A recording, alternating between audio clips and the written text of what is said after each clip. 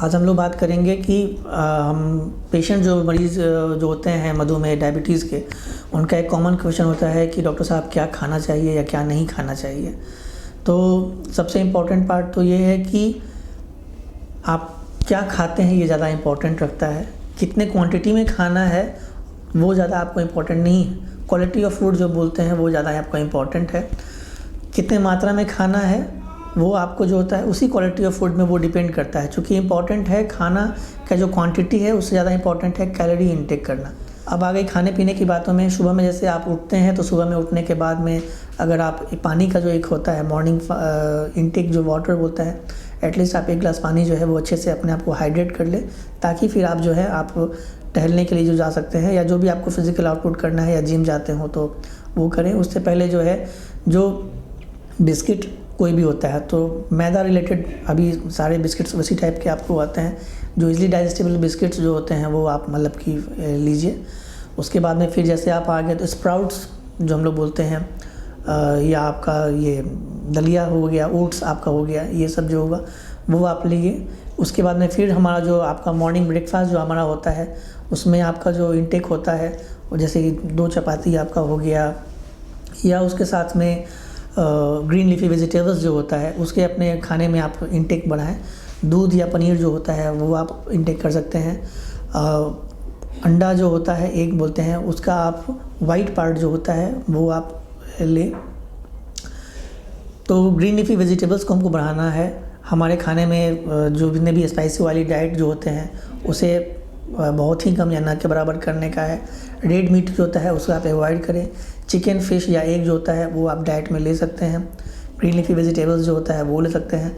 Fruits जो important है उसमें आप पपीता जैसे बोला गया है, सेब बोला गया है, तो अमरूद बोला गया है, सीजनल फ्रूट्स में जैसे आते हैं ये सब। तो ये सब भी आप जो है रेगुलर इंटरवल पे आप ले सकते हैं। इसे भी अपने डाइट में शामिल करें। किसी तरह का कोई फ्रूट जूस जो है वो बिल्कुल भी नहीं लें, क्योंकि वो आपका फिर शुगर जो होता है वो आपका बढ़ा देगा। और फिर इवनिंग स्नैक्स जो होता है उसके टाइम में भी जो है आप जैसे बिस्किट है प्रेफरेबली वे भी आप ले सकते हैं। तो ये करना काफ़ी आपको ज़रूरी है। और इससे क्या होगा कि आपका शुगर लेवल भी आपका जो होता है वो खाना पीने के मामले में वो काफ़ी इम्पॉर्टेंट है, क्योंकि आपका खाना पीना सही रहेगा, क्वालिटी ऑफ फूड आपका सही रहेगा, फिज़िकल एक्टिविटी आप करते रहिएगा, तो ये भी आपका बहुत हद तक मददगार साबित होगा, सो दैट कि आपका जो मेडिसिन्स है या इंसुलिन पर जो है उसके डोज में कमी आने में ये भी काफ़ी मददगार साबित होगा। सुबह में उठे, सुबह में उठने के बाद में अगर आप कोई भी फिज़िकल एक्सरसाइज करना जो है ये काफ़ी ज़रूरी है। सप्ताह में कम से कम 5 दिन, यानी कि हम लोग जैसे बोलते हैं कि आधे घंटे का एक ब्रिस्क वॉक कहने का मतलब ये हुआ कि आप इतने स्पीड से एटलीस्ट टहले कि आपके शरीर से जो होता है वो स्वेटिंग हो, ताकि कुछ कैलोरीज बर्न हो, ताकि आपका फैट बर्न हो। वो भी एक आपका फ़ायदा होगा जो आपका वेट रिडक्शन करने में होगा। आपका जो हार्ट का पंपिंग जो होता है वो उसमें मदद करता है, सो दैट कि ब्लड सर्कुलेशन जो हार्ट के होते हैं वो भी आपको अच्छा होगा, जिसके आगे चल के एथेरोस्क्लेरोसिस या हार्ट अटैक ये सब जो होता है वो हमारा नहीं होगा या उसे कम करने में मदद करता है। तो सबसे इम्पॉर्टेंट पहला चीज़ है कि फ़िज़िकल एक्टिविटी को बढ़ाना। डेली जो होता है वो 30 मिनट्स ऑफ ब्रिस्क वॉक जो हम लोग कहते हैं वो एटलीस्ट अगर डेली करते हैं तो बहुत अच्छी बात है। अगर डेली नहीं भी कर पाते हैं तो आपका at least 5 days in a week जो है वो आपका रिकमेंडेशन है कि वो करें। ज़रूरी नहीं है कि आप सुबह में ही टहलें, आप कभी भी, आपको जब भी हो सकता है सुबह में या शाम में आप एक चॉइस कर लें, और लेकिन एक रेगुलर इंटरवल पर जो है वो आप करें।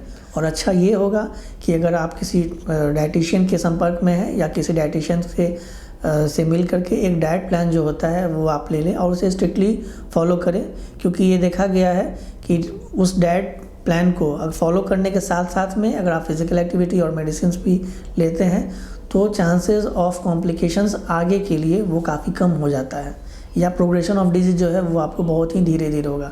अगर अब मैं ये समझूं कि अगर ये मरीज़ का अगर कॉम्प्लिकेशन 2 सालों में होने वाला है तो वो संभवतः हो सकता है कि 4, 5, 6 साल भी आगे तक हो जाए।